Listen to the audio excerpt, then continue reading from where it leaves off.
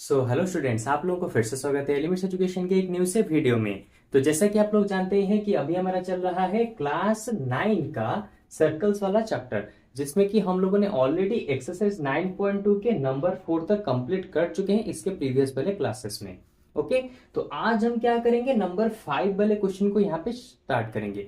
और नंबर 5 वाला क्वेश्चन बहुत ज्यादा इंपॉर्टेंट है, और इसको अगर समझना है अच्छे से तो इसके इंट्रोडक्शन वाले हमारे जो क्लासेस हैं और इसके प्रीवियस वाले जो क्लासेस हैं उन सभी को अटेंड कर लो। क्योंकि जिस तरह से तुम्हें क्वेश्चन बहुत बड़ा दिख रहा है उसी तरह से इसका आंसर भी थोड़ा सा बड़ा ही निकलेगा।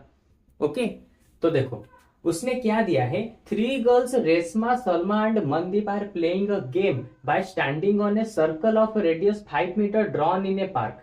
Reshma throws a ball to Salma and Salma to Mandip. Mandip to Resma. If the distance between Resma and Salma and between Salma and Mandip is 6 meter each, what is the distance between Resma and Mandip? Simple से language में तुम्हें समझा रहा हूं। यहाँ पे एक इस तरह का सर्कल जैसा प्लेग्राउंड है, ठीक है, इसको हम सेंटर ले लेते हैं ओ। यहाँ पे 3 लोग खड़े हैं, रेशमा, सलमा एंड मनदीप। मान लो यहाँ पे है रेशमा और यहाँ पे है सलमा, फिर यहाँ पे है मनदीप, ठीक है। तो क्या हुआ, रेशमा ने सलमा को बॉल पास किया, ठीक है। देखो यहाँ पे Reshma throws a ball to Salma, Reshma ने सलमा को दिया। सलमा टू मनदीप, सलमा ने मनदीप को दिया, ठीक है। टू उसके बाद मनदीप टू रेशमा, और मनदीप ने वापस से यहाँ पे रेशमा को ट्रांसफर कर दिया।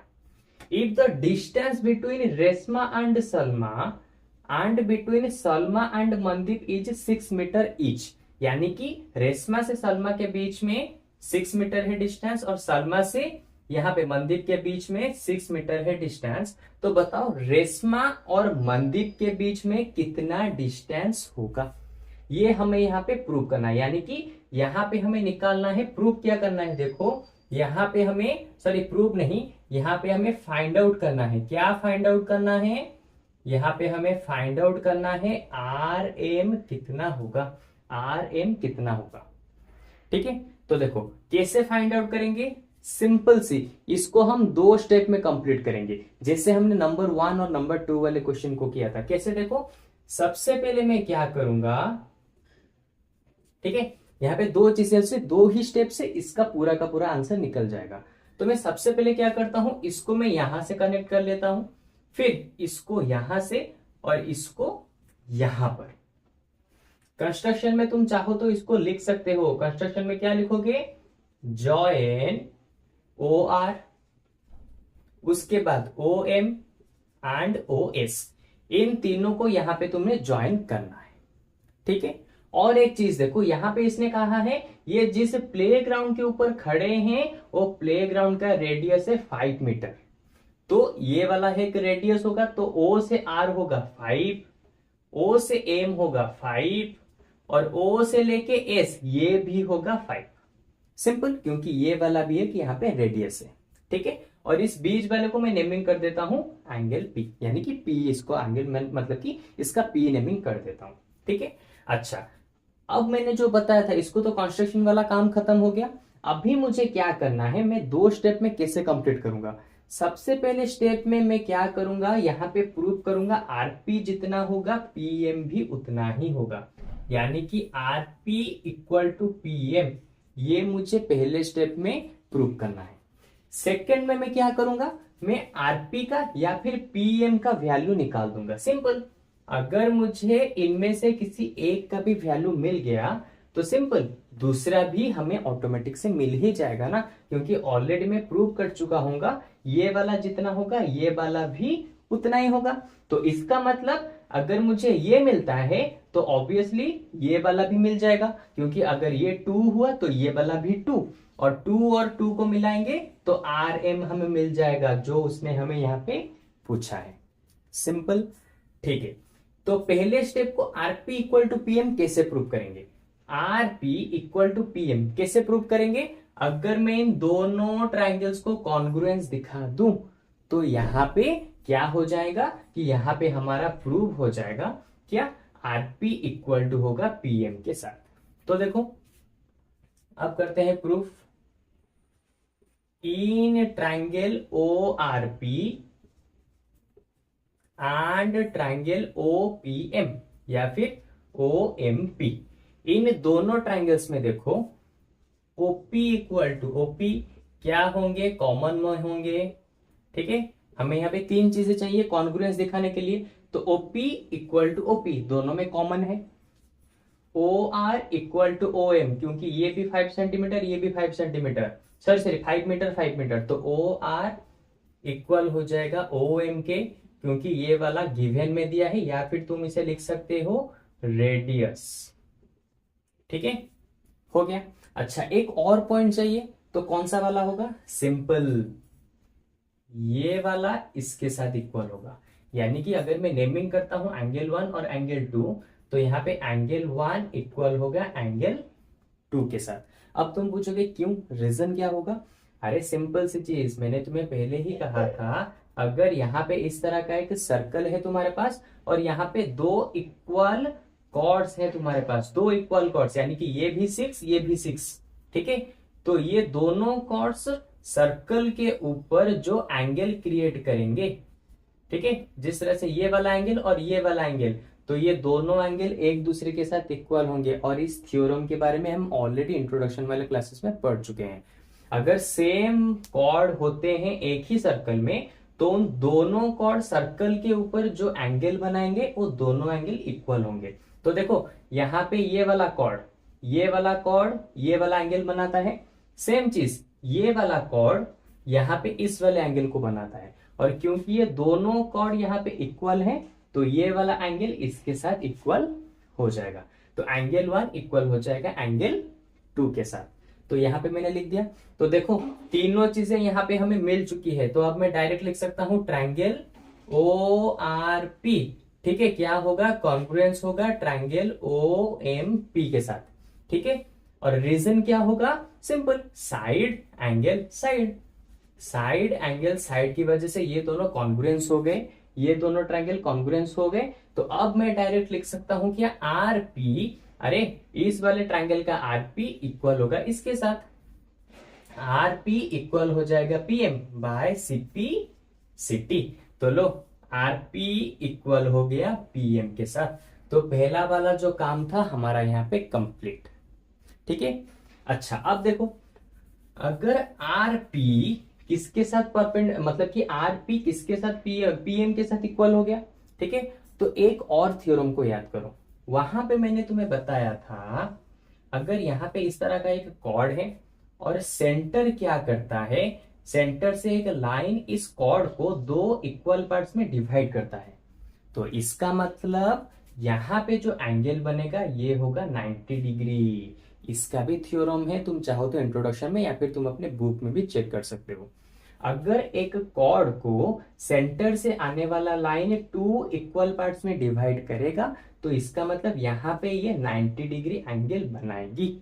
तो सेम चीज देखो, ये वाला होगा 90 डिग्री, ये भी होगा 90 डिग्री, तो ऑब्वियसली चीज है इसका ऑपोजिट, ये भी 90 डिग्री और ये वाला एंगल भी 90 डिग्री, सिंपल। ठीक है, तो यहाँ पे हमें मिल गया, ये 90 होगा ये 90 डिग्री होगा। ठीक है, अब मैं इस चीज को यहाँ पे नहीं लिखता हूं, तुम चाहो तो लिख सकते हो। ठीक है, अच्छा, तो पहला स्टेप में हमने आरपी और पीएम को इक्वल दिखा दिया। अब मैंने कहा था 2 स्टेप में कंप्लीट करेंगे, तो पहले स्टेप का काम खत्म हो चुका है। अब सेकेंड स्टेप में क्या करेंगे, सेकेंड स्टेप में हम यूज करेंगे, यानी कि आरपी के वैल्यू को निकालेंगे। ठीक है, कैसे निकालेंगे, देखो सिंपल सी चीज, आरपी के वैल्यू को निकालने के लिए मैं यहाँ पे ट्राइंगल के एरिया का फॉर्मूला यूज करूंगा। ठीक है, अब तुम बोलोगे सर ट्राइंगल का एरिया का फॉर्मूला यहाँ पे कहां से आएगा। अरे सिंपल सी चीज देखो, मैं इस बड़े वाले ट्राइंगल में क्या करूंगा, इस बड़े वाले ट्राइंगल में मैं यूज करूंगा एरिया का फॉर्मूला। और एरिया के फॉर्मूले में क्या जरूरत पड़ती है, बेस की और हाइट की, half into base into height. तो देखो यहाँ पे बेस और यहाँ पे हाइट, तो इस चीज को मैं यूज करके आरपी के वैल्यू को निकाल सकता हूं। ठीक है, लेकिन उससे पहले यहाँ पे थोड़ा सा एक और चीज हमें कंस्ट्रक्शन करना पड़ेगा। ओके, तो देखो मैं क्या करता हूं, सेंटर से एक और परपेंडिकुलर ड्रॉ करता हूं आर एस के ऊपर।